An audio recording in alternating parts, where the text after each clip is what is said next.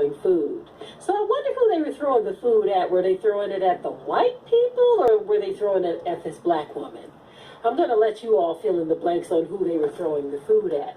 But anyway, the black woman was asked to leave. They refused to serve her because she wouldn't give up her seat to two white men.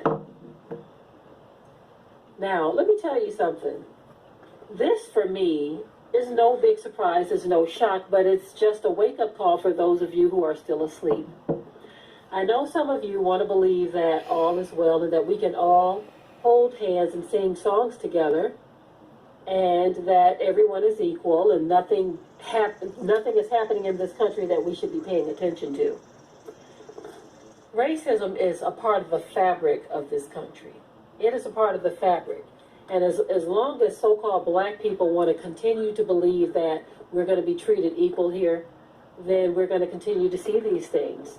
We are in a reprobate nation. They are not going to start treating us better. Now, you might have pockets of individuals here and there that are not racially charged every time they see or have an encounter with black people.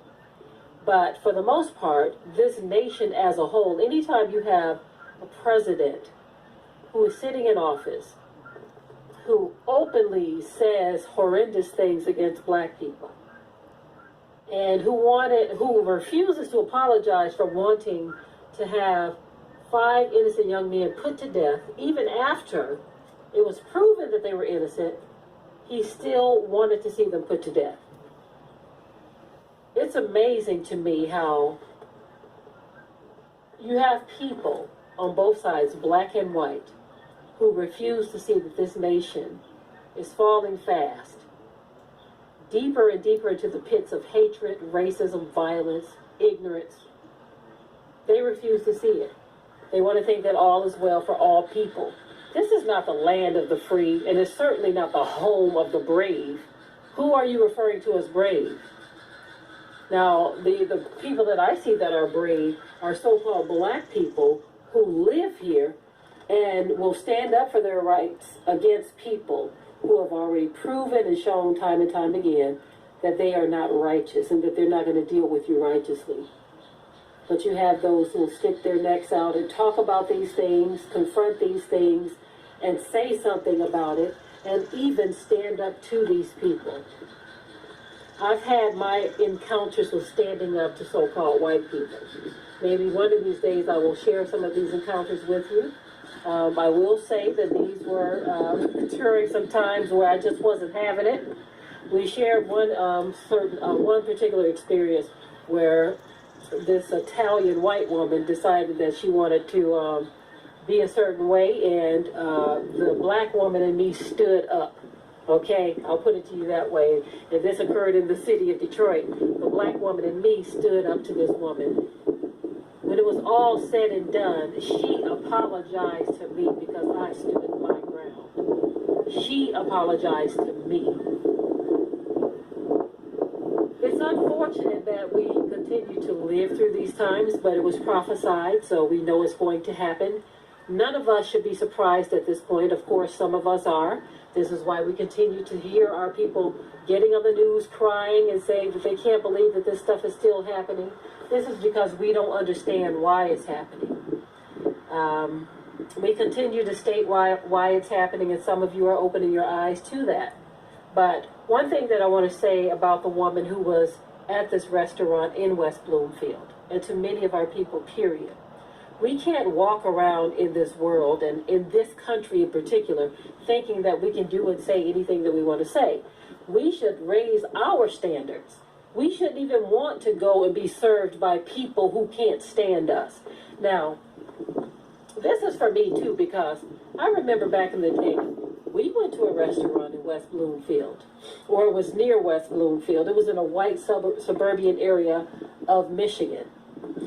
And when we went to this restaurant, we were not treated properly. As a matter of fact, I had more than one time that this has happened in Michigan.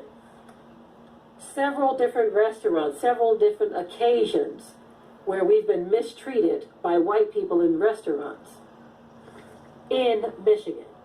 Now, I said in a previous video that There was a documentary that came out years ago that said Michigan is the third most racist state in the country. And Livonia, Michigan in particular is very racist, one of the top racist cities in the country. I also shared one experience that I had in Livonia, Michigan, where me and my mom, we were just turning around at a park. We made a wrong turn, and we were just using the park to turn around, okay? We weren't going there to pitch a tent. We weren't going there to have a picnic. We weren't going there to let the children get on the swings. We were just turning around. And a bunch of racist white guys with pickup trucks started calling us the N-word with rage in their eyes. My thing is this: what the hell is wrong with you? We're just two women turning around in a park. So what's wrong with you? You the one have the problem. You all prove time and time again that you are psychotic. You being a grown man, or you being grown men, what is your problem with two women turning around in the park? You are infested with demons if that's your response to women simply turning around in the park. People don't understand that races are infested with demons. There's demonic spirits riding their backs. This is why on sight some of them are enraged at even the thought of a black person. And guess what? You're going to bust hell wide open, every last one of you. Even the ones that smile in our face. Yeah, you too. The ones that smile in our face, but behind closed doors and behind the scenes, you are just as wicked as those who will come out and lift their hands against a black person. Your silence is your compliance. So for those who decided to throw food at the restaurant, and I'm guessing they threw it at her, because why would they throw it at the white patrons? If you had the nerve and the gall to just throw food at this woman because she's standing up for her rights, you're going to bust hell wide open too, because that racism is embedded. It's going nowhere. You're stuck with it. And when you stand before the Most High on Judgment Day, guess what? It will not be in peace. Okay? A lot of y'all think y'all going to just be raptured up out of here in the twinkling of an eye because you're Christians. You think you're going to be raptured out of here with that hatred. Guess what?